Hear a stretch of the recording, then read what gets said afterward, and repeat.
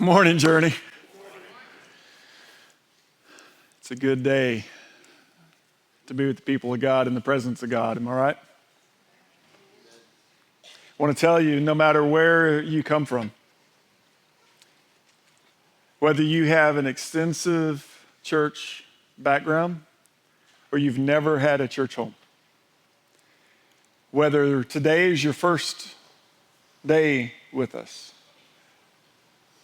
or you've called Journey home for years,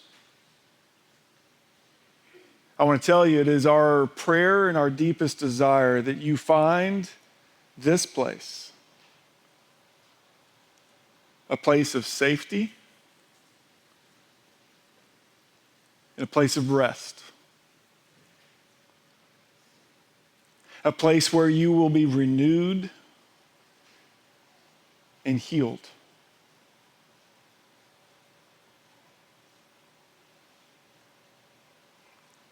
It's our desire that you find in us and with us that this is a house of healing. And as I step into that and we move into this discussion, I have to pause and acknowledge that for many of us, that hasn't been our experience with church.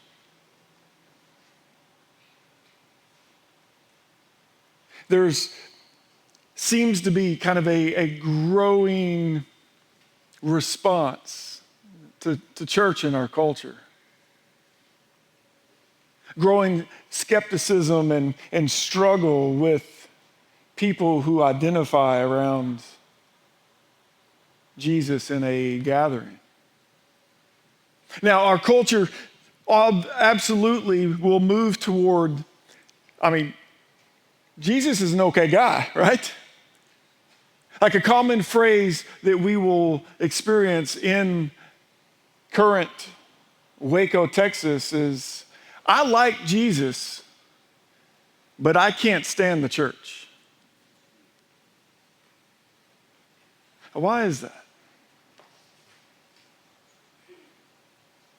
Why is that?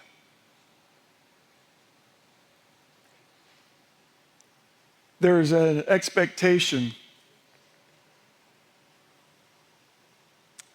that church is kind of an exclusive club.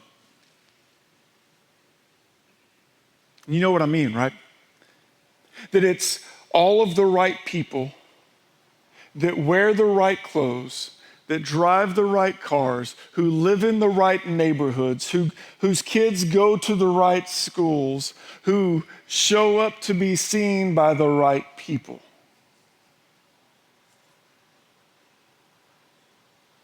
There's an expectation that church is, it's just judgmental, right?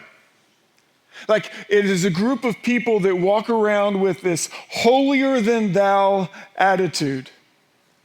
We've got all of the right teachings and all of the right structures, and our lives are set together different than yours, and therefore they pass judgment on people without knowing who they're judging or why they are doing what they're doing.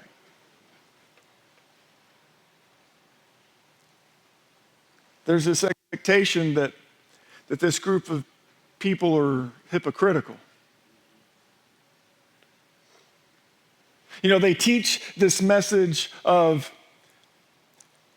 compassionate love from Jesus, but they're best known by what they hate and not who they love.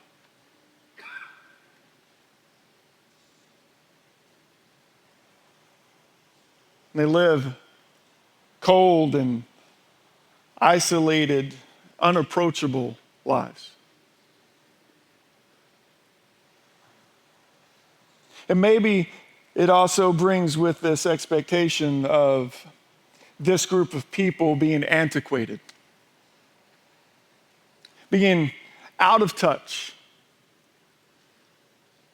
That the church really doesn't understand our times that we're living in. That they don't understand the real struggles that people have and don't have anything relevant to say.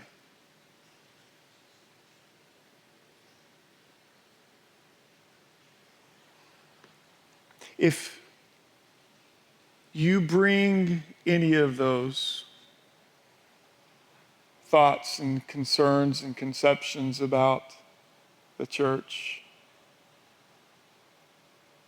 or if you struggle with any of this being true,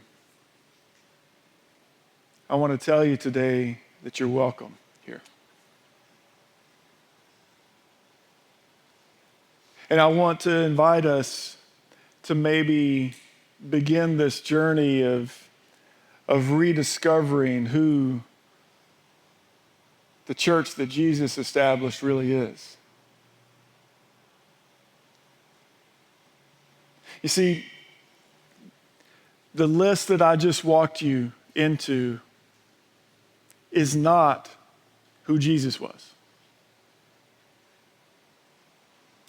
He did not live in an exclusive club. He did not function in his life through judgmental ways. He was not hypocritical, and he absolutely was not antiquated.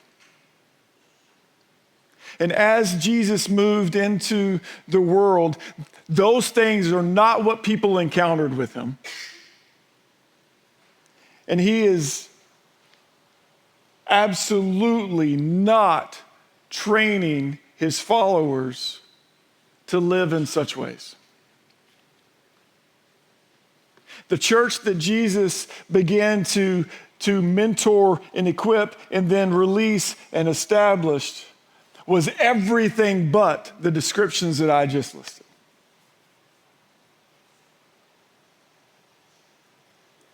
Because you see, Jesus' religion was rooted in relationship. It was rooted in relationship with God, and it was rooted in relationship with people. And any religion absent of Jesus absolutely will move toward all of the things that we just got through discussing. But when he is present in his heart and his nature and his character is infusing the environment, well, those things will never be said about us. See, Jesus ran counter to the religious culture of his day. All of those things could have been said of the religious culture of his day. And I believe that he intends to speak life into the religious culture of our day today as well. We're going to go on a journey over this next month of rediscovering the church. And in order to do that, we have to rediscover the heart of Jesus and what he came to do. There's a story that I want to walk us into as we take this first picture of him.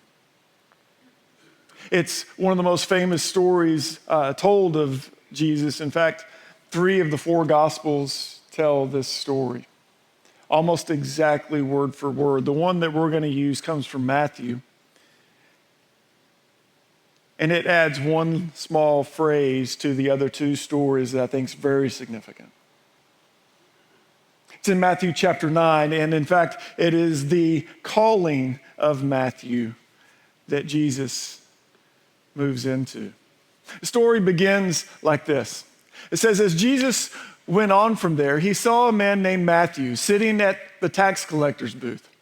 Follow me, he told him. And Matthew got up and followed him. We've talked about tax collectors quite a bit around here, so let me just kind of remind and reset a little bit of what is going on in this environment. First, Matthew sitting at the tax collector's booth means he was a tax collector. And what did that bring? What environment was he now living in? Well, we know that a tax collector in their day was a Jewish man who had essentially turned his back on his own people in order to go into partnership with the Roman government to collect taxes for them against his own people. Now, every country collects taxes. Like, what's so unique and strange and difficult about that? Well, the Roman government was known to tax their people that they functioned in an occupying state at a very high rate. It was oppressive, an unfair tax system, but more than that. As time went on, as these Jewish men were in partnership with Rome, these tax collectors gained a reputation of not only enforcing this unfair tax code, but they would tax their fellow citizens more than even what Rome was asking so that they could benefit from it. Basically, them getting rich off the backs of their neighbors. They were known to be liars and cheats. In order to become a tax collector in their culture was to walk away from everything that they had been trained toward before. A tax collector would not be allowed in synagogue. A tax collector would be rejected as untouchable. Any good, God-fearing Jewish person would not be found dead associating with a tax collector. Their friends were limited to Roman authorities and other tax collectors, or the worst of society. People who were themselves rejected and outcasts, untouchables. So Jesus comes to a tax collector's booth, sees this guy. If you haven't started watching The Chosen, you need to start binge watching this, because Matthew's my favorite guy. He's so awkward. Jesus comes up to the tax collector's booth, sees Matthew with everything that I just described in his background. And he says, "Follow me." Now, when Jesus is saying, "Follow me," he's not inviting him to a picnic lunch. He's not inviting him to an afternoon stroll. He's inviting him to leave his life that he knows and move into something completely different. But it's way more than that. To follow a rabbi was one of the highest honors in Jewish society at this point. Only the people who were the elite of the elite were able to do this. In their culture, only men, but only those who had advanced in their religious training beyond nearly everyone else. At this level, all the rest of the people would have gone to religious training and then checked out and gone and done a trade. But these guys, these were the Ivy League religious leaders. They had passed the bar. And if they were going to follow a rabbi, they would now, after having this advanced training, they would start looking for a rabbi that they identified with. Someone whose teaching that they called their yoke, that they liked and they gravitated toward. And they would find a certain rabbi that was like that, and then they would go ask for permission to be his pupil. Ultimately, to learn the yoke of the rabbi. A common phrase that's used is to be covered in the dust of the rabbi, to follow the rabbi so closely that the aftermath of his experience gets on you. That over time, his way becomes your way in that you are a reflection, a mirror image of the one who's taught you.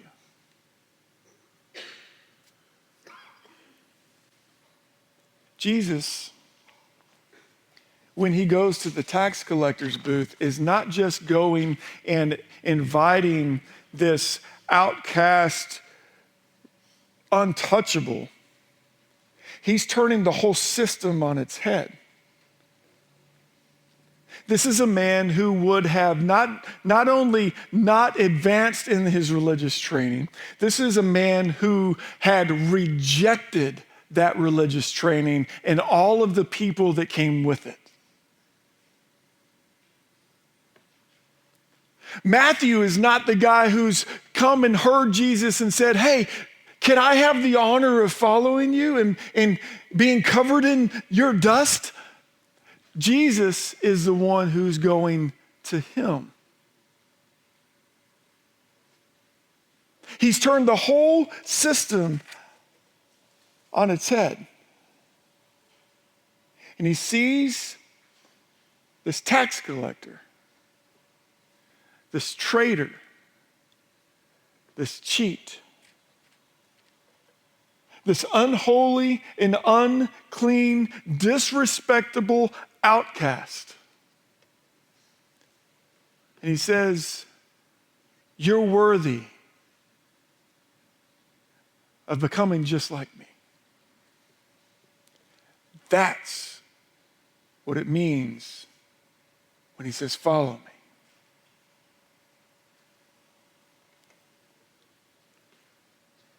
Imagine standing there when that happened. Imagine the people waiting at the tax collector's booth, knowing that this is a rabbi. Imagine the shock and the awe and the questioning of like, what kind of teacher is this? What kind of message is he bringing? This is not the way things are supposed to go. It's radical and uncomfortable and controversial. But we're just getting started. Look at verse 10. While Jesus was having dinner at Matthew's house, that's the very next verse. He asked him to come, he asked him to follow him, and then we show up and Matthew's throwing a party in his house with Jesus. While Jesus is having a dinner at Matthew's house, many tax collectors and sinners came and ate with his disciples. Now notice, Jesus had asked Matthew to follow him, which meant he left that tax collector's booth. His entire world was now flushed, and his entire world was now devoted and walking in the dust of his rabbi. Going where he went, living where he lived, eating what he ate. His tax collector life was gone. What was not gone? His tax collector relationships were still there. When he throws this party with Jesus, he invites those who he has relationship with, who he's still connected to. And what I want you to hear and what I want you to see here is in the Jewish culture, going to a party like this was kind of a big deal. Having table fellowship entering someone's house and sitting down and having a meal with them.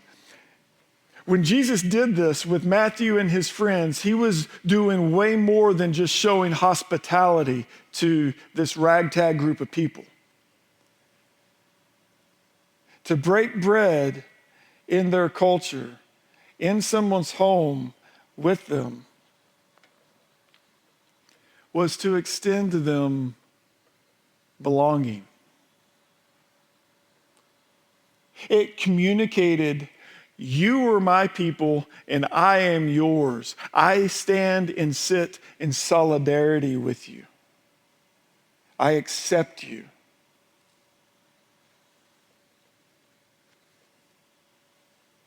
I am with you.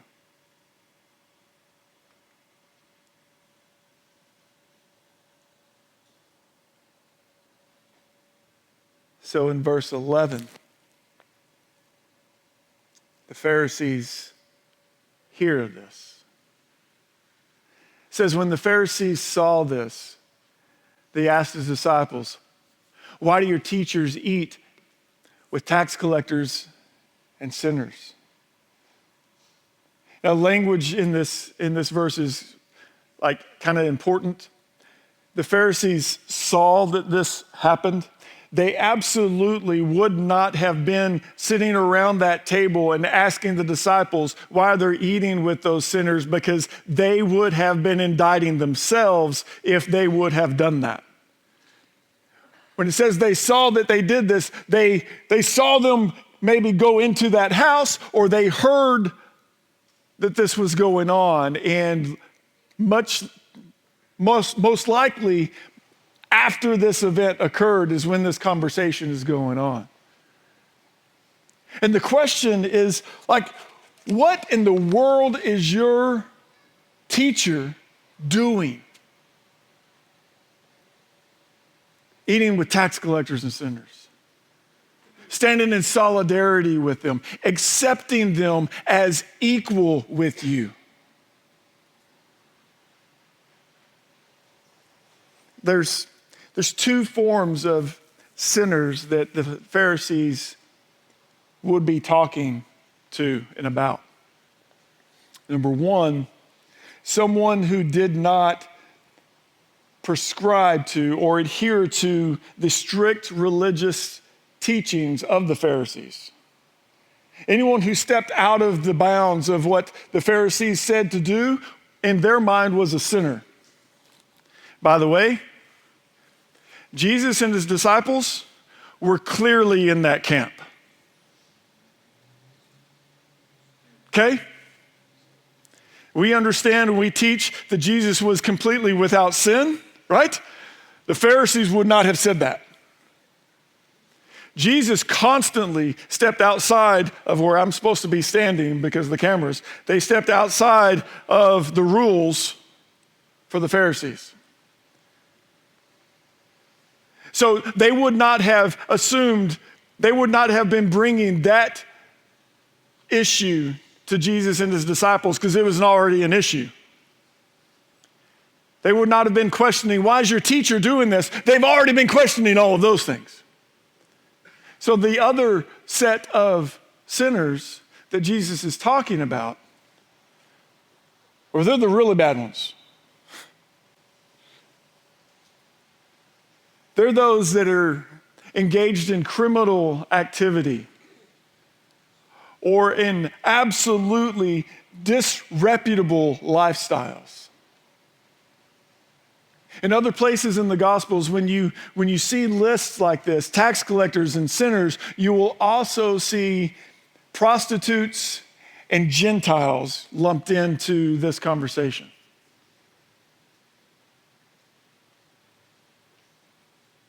People who are actively rebelling against God in every way that they can, or even people who say there is no God or worshiping other gods. This is the group that he's with. This is the group that he's eating with. This is the group that he's standing in solidarity with, saying, you're my people and I am yours. You get it? This teacher is risking everything. This teacher is risking his reputation. He's risking the power of his message. He's risking the reputations of everyone who would be associated with him. Simply to eat with Matthew and his friends.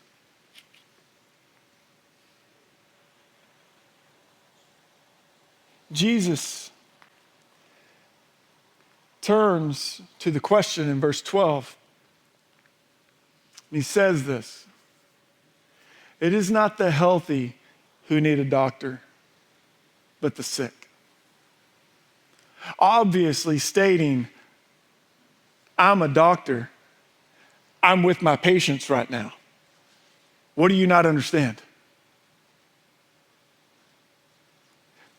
This is the text where we get the idea that Jesus is the great physician.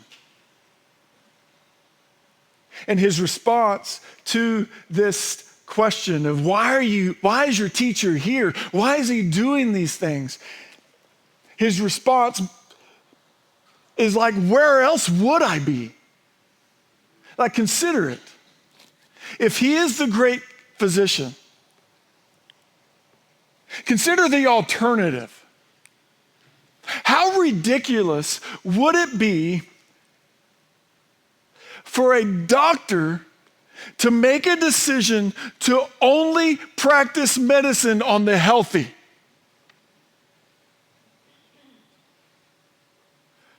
Like, that's just stupid. Or maybe this gets a little closer to the home, and I hope, well, I'm okay if I offend. What if a doctor, in the midst of unseen medical issue, a pandemic, decided that they would not expose themselves to the sick because they might get sick. Therefore, anyone who's infected is not allowed to come to their practice? What if that happened?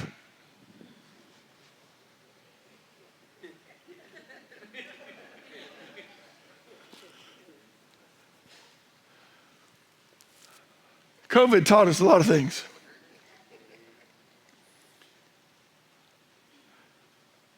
Jesus does absolutely the opposite. Jesus throws the doors of the clinic wide open. He's like, you're infected? Well, good, come on in. Not only that, he makes house calls in the midst of a pandemic. He goes and he swims with the diseased. And he risks everything to do it. Because it's not the healthy who need a doctor, but the sick. Jesus turns a house of disease into a house of healing.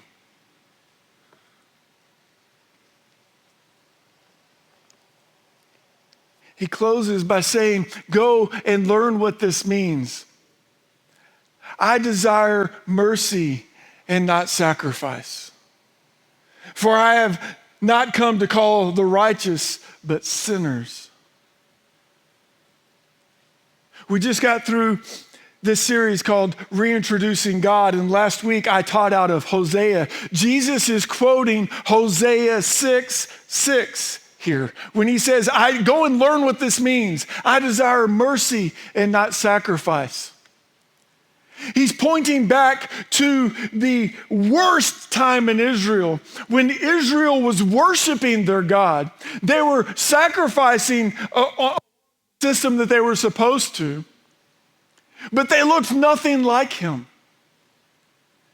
The actual language that you find in Hosea 6:6 is the word, Adam, hesed.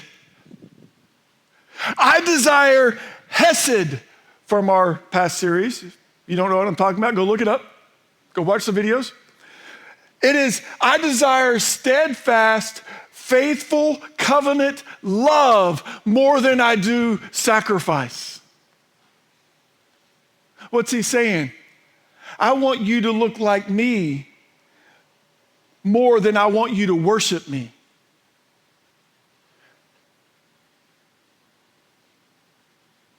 You hear that? I want you to reflect my character more than you to worship my character. Because if you're not, that worship's not worth it.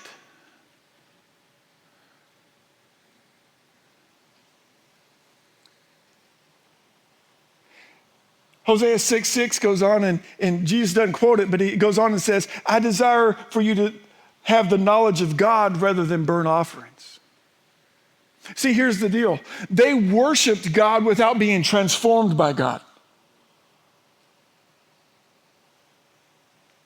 They worshiped a compassionate and gracious God, slow to anger, abounding in love, hesed, and faithfulness, who forgives all kinds of wickedness, rebellion, and sin. They worshiped that God without being compassionate and gracious people. They worshiped that God without being slow to anger. They worshiped that God without demonstrating covenant love and faithfulness towards each other. They worshiped that God without being willing to forgive those who rebelled both against God and against them. As a result, in Hosea, Israel was destroyed and taken into exile. And as a result, Jesus turns to the Pharisees and says, you are Israel's teachers, but you need to go back to school. Go read Hosea again. Go learn what this means. Character, God, before you dare worship.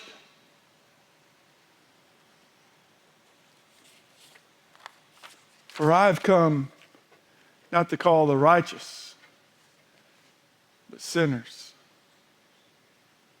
Now, Jesus is not excusing the Pharisees here. He's not saying, oh, well, you're righteous, so I don't need to be talking to you. No, Jesus would have been looking at them and saying, you're in the same camp as these guys. Like, you need to go figure it out. Just because you worship well doesn't mean that you've got everything put together.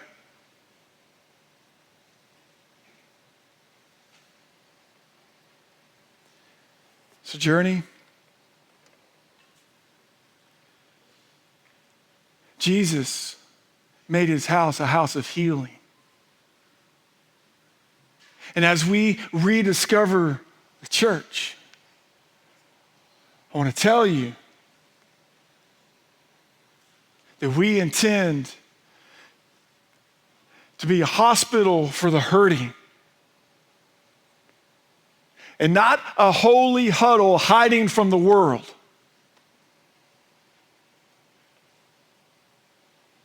We're going to kick these doors wide open and saying, you hurt? Well, good. Come on in. Because we have something that'll help. What I can say in true honesty about the church here and about who Jesus came to establish is this: that we are a group of people who are submitted to Jesus as Lord and are following him into the kingdom of God. That's where we start. He's going to dictate who we become. And because of that, we are a group of people who are being transformed by Jesus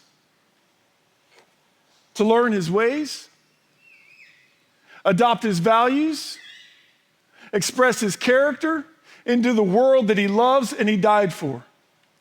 If Jesus did it, we're going to do it too. And number 3, that we are far from perfect. We're not going to pretend that we are. We are a hospital, not a holy huddle. But we're humble in our imperfections. We're going to acknowledge them. Because we know that Jesus is going to change us day by day to look more like him. As the band comes up and we close today, I want to end with a word to you. And there's 3 different groups that I want to point us to.